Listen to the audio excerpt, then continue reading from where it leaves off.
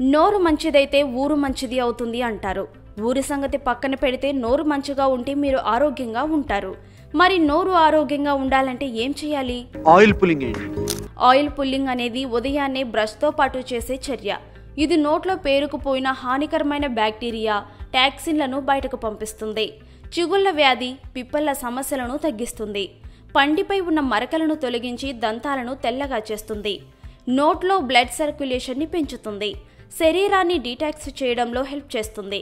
రోగనిరోధక శక్తిని పెంచుతుంది. ఆయిల్ పుల్లింగ్ వల్ల డైజెస్టివ్ ఎంజైమ్స్ ఎక్కువగా విడుదలవుతాయని పలు అధ్యయనాలు తెలిపాయి. ఇవి కాలేయ పనితీరును, జీర్ణ వ్యవస్థను మెరుగుపరుస్తాయి.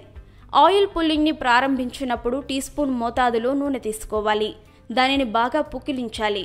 మీకు సౌకర్యంగా మారే కొద్దీ టీ స్పూన్ నుంచి టేబుల్ స్పూన్ వరకు ఆయిల్ క్వాంటిటీని పెంచవచ్చు.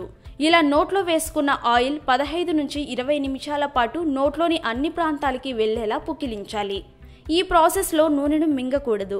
ఎందుకంటే ఇలా చేసిన నూనె విష పదార్థాలతో నిండి ఉంటుంది. 20 నిమిషాల తర్వాత దానిని ఉమ్మివేయాలి. వెంటనే గోరువెచ్చని నీటితో నోటిని శుభ్రం చేసుకోవాలి. దీనిని రోజువారీ చర్యలో భాగం చేసుకుంటే పూర్తి ఆరోగ్యం మెరుగుపడుతుంది.